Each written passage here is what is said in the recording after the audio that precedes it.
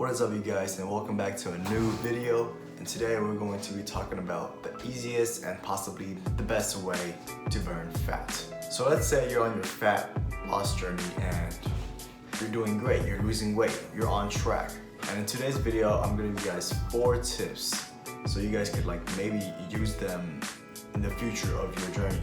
So before I go over these tips, let's first off go over the concept of metabolism. So metabolism is basically the rate in which you burn calories. That's metabolism, right? So in 24 hours, your metabolism for 24 hours, right? That's your caloric expenditure, right? Because in 24 hours, you burn this much amount of calories. That's your metabolism for 24 hours. So now that we have that established, let's go over tip number 1. So tip number 1 is to keep a consistent diet. If you're losing weight right now, that's good. Don't screw it up. Don't listen to anyone else. If it's working for you, then it's working. It could be by anything. Maybe are you tracking your calories? Are you just eating whatever? Whatever you're doing, it's good. But make it consistent. Maybe you don't track calories, right? Maybe you just get up and then you have a breakfast that you know what you're gonna eat, and then you have a lunch that you know what you're gonna eat too. Maybe it's like a burrito or something, right? Or maybe at dinner you have like cups of rice and something. You don't track, but it's consistent. If you make it consistent, your metabolism will be consistent as well, because if you're not consistent and you're losing weight, right? Maybe you're not consistent on your diet, but you're losing weight somehow. It's just so much easier for you if you were just to be consistent with your diet, right? Either tracking or eyeballing, and then you could easily know to lose weight if you were just to drop something. If you drop something, right, and then your weight loss is gonna resume. And the reason why you know that is because you have a consistent routine that your body is used to, and whatever you do, your body will immediately react right then and there or the next day. It's not gonna adapt 5 days later. It's gonna adapt the next day. So that's tip number 1. All right, so now tip number 2 is very obvious, but I'm gonna say it anyways. Is to basically eat less calories than what you burn, and that will help you boost your fat loss if needed. I would only suggest this if you've hit a sticking point, right, where your weight just doesn't seem to work anymore. Well, first off, if it's not working, then make sure your diet is consistent, and then make sure that you're at baseline. That's the first part. If your diet is not working, make sure it's consistent in the first place. And if that's not working, then basically you just need to eat less calories. When you eat less calories, your metabolism is gonna burn fat. When you are eating less food, given that you have already established a consistent diet, your metabolism will be like, well, I didn't eat much food, so I'm just gonna burn off some of the fat I have inside my body. I usually burn the food that was given to me. Because I have no food to burn, right? Your metabolism saying this, because I have no food to burn, because he ate less calories, I'm just gonna burn some of your fat inside here and make you lose fat. How about that? That's how your metabolism works. It answers to just losing fat because you have a consistent diet and you ate less calories, right? And then it just burned fat. Now, people say that it is preferred to drop your calories in forms of carbohydrates. So that means that when you drop your calories, right, let's say that you usually have 2 slices of bread, cut it down to 1.5 slices of bread. And that's kind of what they mean by dropping your calories. Basically, they want you to drop your form of calories in your form of carbohydrates. The reason why they say carbohydrates is because carbohydrates is primarily the source for nearly everyone here.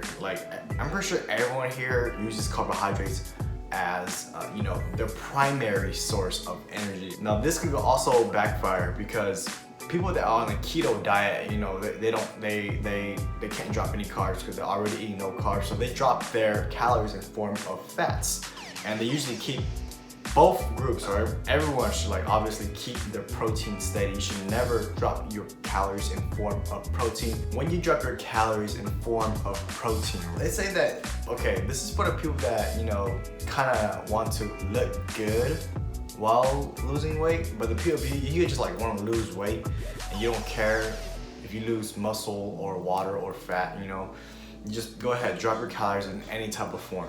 It doesn't really matter. But for the people that, you know, actually want to like maintain their muscle and look good on their cut, because who doesn't want to have an aesthetic body? Like, come on. You then have to not drop your calories in protein. If you do and you think you're gonna save muscle, your body is gonna be like, he's dropping protein. I can't naturally make protein. Your body cannot naturally make protein. You have to eat it. The only natural protein that your body can get is non-essential amino acids. But in order to maintain muscle and, you know, your gains, right? You need non-essentials and essentials. You need all of them.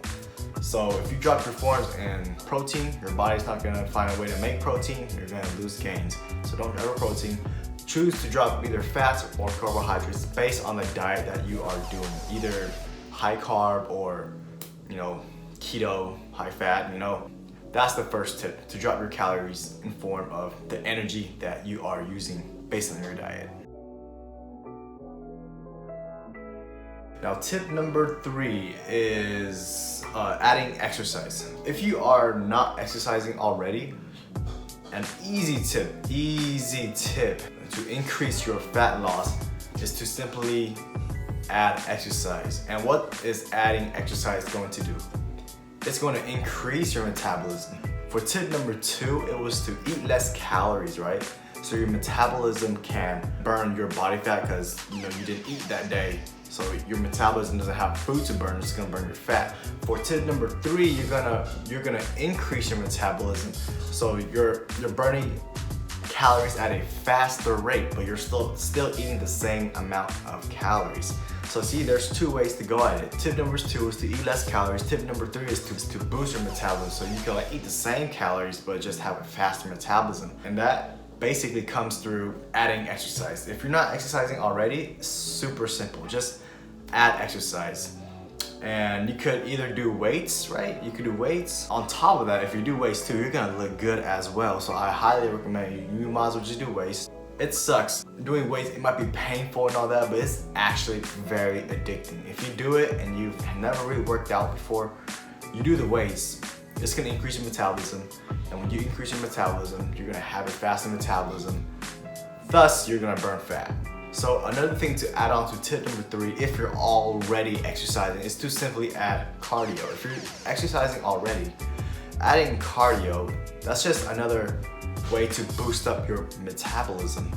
When you boost up your metabolism, you're going to be burning more calories than what your caloric expenditure was. But you must make sure that you're eating good nutrients for this to work too. Everything here kind of combines together, diet and training. So here's another thing to add on to tip number 3 is the type of training you're doing in order to increase your metabolism. Did you guys know that certain exercises and certain, you know, basically whatever you're doing that day at the gym, it gives you a metabolism boost multiplier. I created that. It's just the most simplest way to explain something, a metabolism boost multiplier. So for instance, this means that whatever you're doing that day, your metabolism is increased for a while because of you doing that for that day.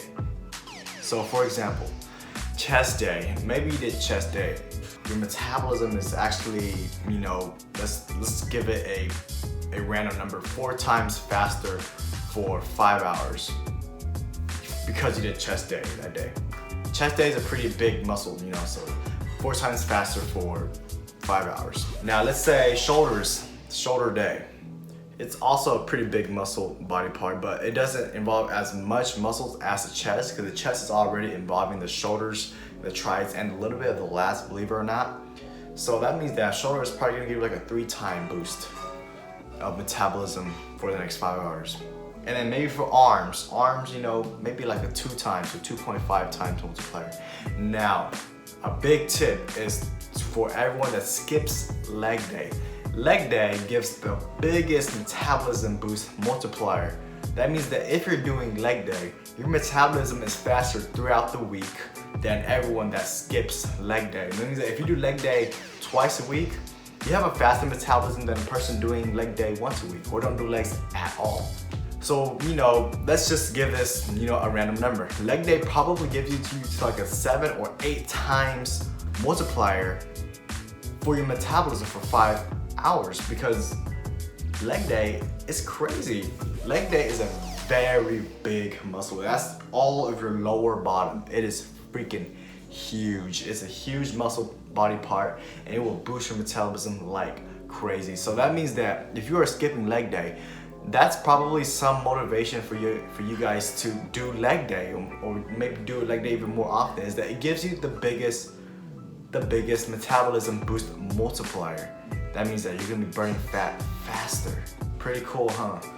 So that right there is the end of tip number 3. Pretty cool one. Now for tip number 4, the very last tip is carb cycling. We've all heard that term everywhere. For the purpose of this video, I'm just going to explain what carb cycling does to your metabolism. Fat burning hormones are at play at this, like insulin and leptin, but I'm not gonna touch those. I'm probably gonna make that into a separate video, because this video will go to like 20 minutes long if I do talk about that. But carb cycling, basically what it does is that it tricks and manipulates your metabolism to burn more calories for like a certain day or for a certain time because of what you've done to your carbs.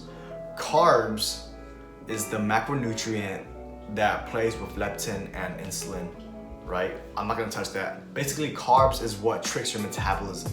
So when you eat carbs, right, and you're on a diet, your metabolism is stable, right? Let's say that you're on a diet, on a cutting diet, right, and you're losing weight. When you're eating carbs, your metabolism is stable. And then let's say one day you decided to add like a cheat day.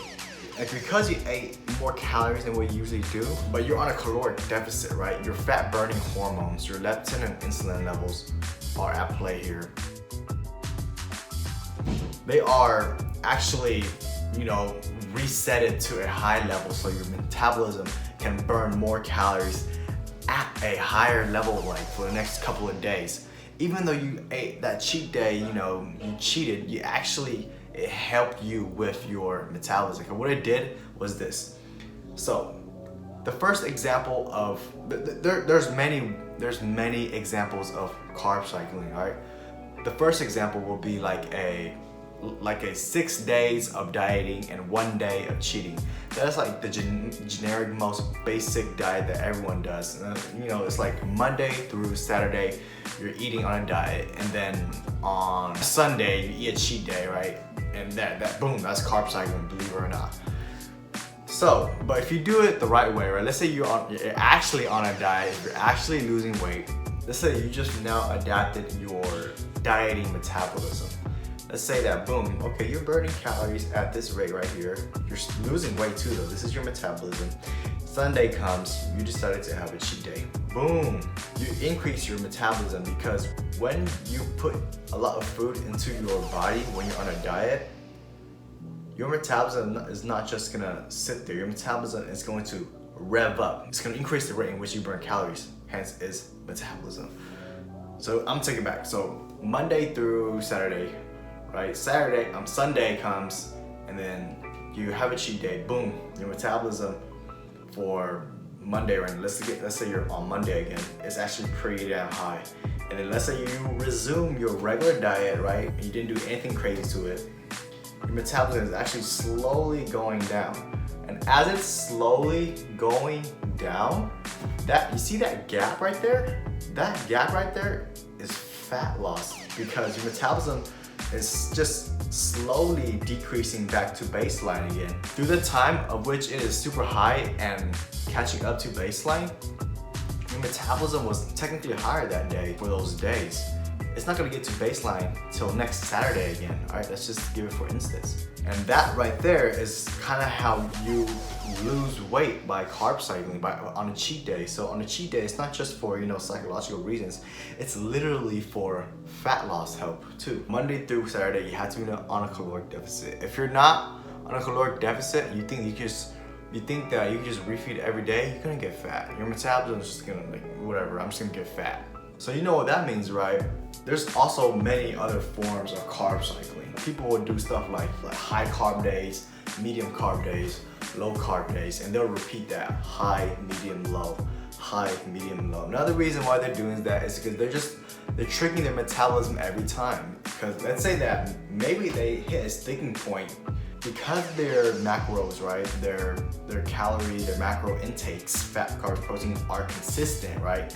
And they hit a sticking point. Now they decide to trick their metabolism by doing a high, medium, low, high, medium, low. And next thing you know, their metabolism is actually a little higher than usual, right? But they're eating the same amount of calories throughout, you know, throughout the week. They really are. Let's say for 3 days. Let's say that we have a guy that's eating, you know, 100 grams of carbs, right?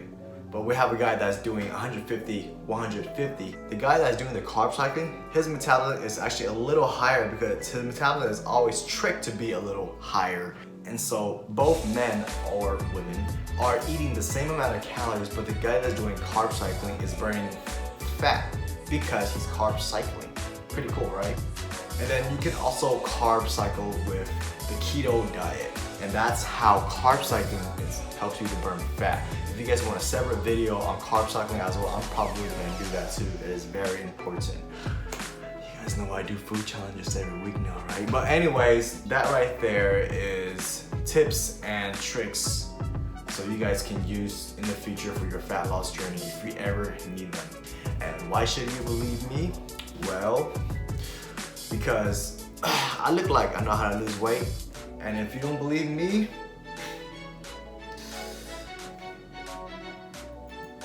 you'll never lose weight.